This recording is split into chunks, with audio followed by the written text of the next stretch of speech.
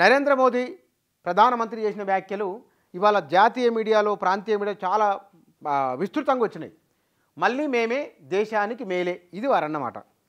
నరేంద్ర మోదీ మిగతా నాయకుల కంటే భిన్నంగా ఎట్లా ఉన్నారు, నరేంద్ర మోదీకి ఉన్న ప్రత్యేకతలు ఏమిటి, తాను గెలుస్తాననే ఇంత విశ్వాసాన్ని ఎందుకు వ్యక్తం చేస్తున్నారు, అసలు మూడోసారి అవుతానని ఏ ధీమాతో వారు అంటున్నారు, ఇవి కొంచెం లోతులకెళ్ళి చూస్తే కనుక నరేంద్ర మోదీ నిన్న మాట్లాడుతూ తాను జూన్ నుంచి సెప్టెంబర్ మధ్య ఇతర దేశాల వారు తనను ఆహ్వానించారు ప్రధానమంత్రి హోదాలో అని.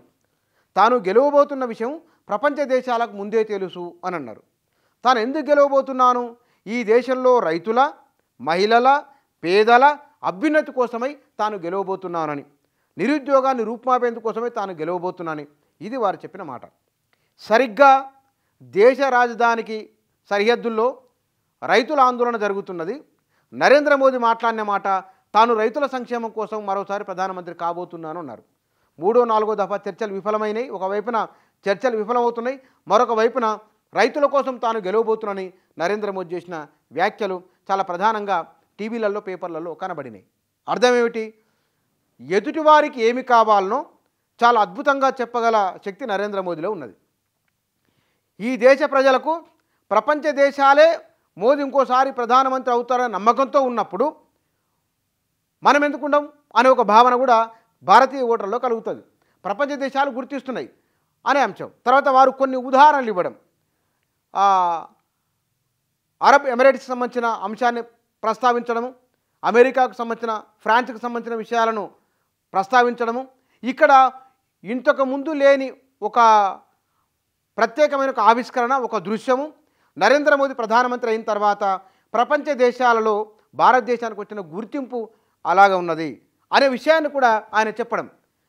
యువతను, మధ్యతరగతిని, ఎగువ మధ్యతరగతిని నరేంద్ర మోదీ తన మాటల ద్వారా తిప్పుకున్నంతగా మరే ప్రధానమంత్రి తిప్పుకోలేదు. ఇండియా టుడే సర్వేలో కూడా, నిన్న వచ్చిన సర్వేలో ఇప్పటి వరకు ఉన్న ప్రధానమంత్రులలో నరేంద్ర మోదీ ఈ దేశంలో అత్యధికమైన ప్రజాదరణ కలిగిన నాయకునిగా ఎస్టాబ్లిష్ అయ్యారు. 2 ముఖ్యమంత్రులు, యోగి ఆదిత్యనాథ్ 2వ స్థానంలో, నవీన్ పట్నాయక్ ఒడిశా 1వ స్థానంలో 2 ముఖ్యమంత్రులు ఉంటే ప్రధానమంత్రుల్లో పై స్థాయిలో ఉన్నవారు నరేంద్ర మోదీ. ఇందిరాగాంధీ, మన్మోహన్ సింగ్, ఇతర నేతలు ఉన్న నరేంద్ర మోదీ తర్వాత, అటల్ బిహారీ వాజ్పేయి కూడా నరేంద్ర మోదీ తర్వాతనే ఉన్నారు. ఎందువల్ల ఇది అంటే, గుజరాత్ ముఖ్యమంత్రి నుంచి ఆయన ప్రధానిగా ప్రమోట్ అయి బీజేపీ నుంచి అభ్యర్థిగా వచ్చినప్పుడు ఆ రోజు నరేంద్ర మోదీ పైన ఉన్న అభిప్రాయం ఎట్లా ఉన్నది, ఇవాళ ఎట్లా మారుతూ వచ్చింది. నరేంద్ర మోదీ విపరీతమైన భావోద్వేగాల దక్షిణ భారతదేశం పైన దృష్టి పెడుతున్నారు వాళ్ళు. ఆయన ఏమన్నారు, అయోధ్య రామాలయాన్ని ప్రారంభించడానికి ముందు 10-12 రోజుల పాటు నేను ఉపవాసంలో ఉన్నా. నేను రామేశ్వరం వెళ్తున్నప్పుడు అక్కడి ప్రజల వారు నుంచి వచ్చిన వేవ్స్ తనను ఒక అద్భుతమైన అనుభూతికి లోను చేసినాయని.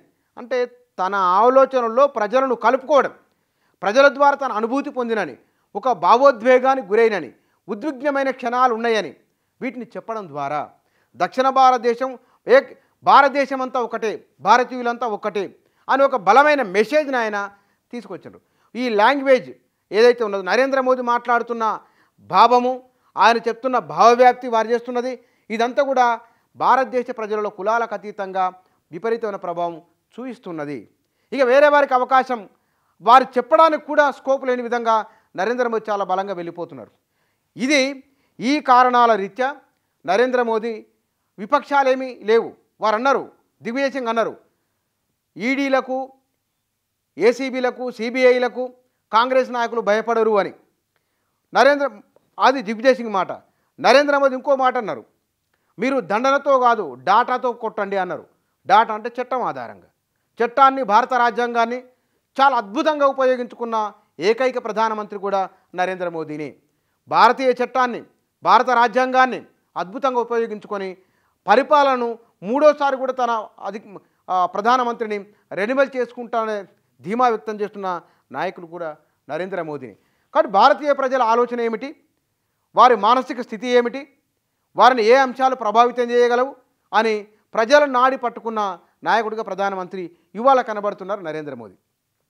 కాబట్టి ఇతరుల బలహీనత లేదా ఇతరులను బలహీనపరచడము, తాము బలపడము, తమ విషయాన్ని బలంగా ప్రజల్లోకి తీసుకొని వెళ్ళడము, ఇవి ప్రధానమంత్రికి నరేంద్ర మోదీకి ఉన్న ప్రత్యేకమైన లక్షణాలు. మీడియాలో వచ్చిన కథనాలు, ప్రపంచవ్యాప్తంగా మీడియాలో వస్తున్న కథనాలు నరేంద్ర మోదీ స్థాయిని మరింత పెంచిన దృశ్యం కూడా భారతీయులు గమనించారు. కాబట్టి మూడోసారి కూడా తానే ప్రధానమంత్రి అవుతానని, 370 స్థానాలు తాము గెలుస్తామని, ఆ పైనే గెలుస్తామనే గట్టి మెసేజ్ని, అంటే గెలుస్తున్నాం మనం అని చెప్పడమే ఒక సానుకూల అంశం. ఆయన నెగిటివ్ అంశాలు ఎప్పుడు నరేంద్ర మోదీ దగ్గర లేదు, మొత్తం సానుకూలమే. ఈ సానుకూల అంశాలు నెగిటివ్ అంశం వచ్చినప్పుడు నరేంద్ర మోదీ తక్షణమే మాట్లాడరు. ఆయన అసలు నెగిటివ్ రిజల్ట్ వచ్చినప్పుడు నెగిటివ్ సందర్భాలను మోదీ మాట్లాడరు. ఆ తర్వాత కొంత వ్యవధి తీసుకున్న తర్వాత అప్పుడు దానిపైన ఒక కామెంట్ చేస్తారు. అది పెద్ద నోట్ల రద్దు విషయంలో జరిగింది, ఆ తర్వాత మరికొన్ని సందర్భాల్లో జరిగింది. ఇట్లా ఎక్కడ అవసరమో, ఎంత అవసరమో దాన్ని బలంగా ప్రజల్లోకి, వాళ్ళ హృదయాల్లోకి చొప్పించడంలో దిట్ట నరేంద్ర మోదీ. అందుకోసమనే తాను గెలుస్తానని, తన గెలుపును భారతీయులు కాదు ప్రపంచమే గుర్తించిందని చెప్పడమే ఆయన మాటల ఉపయోగానికి.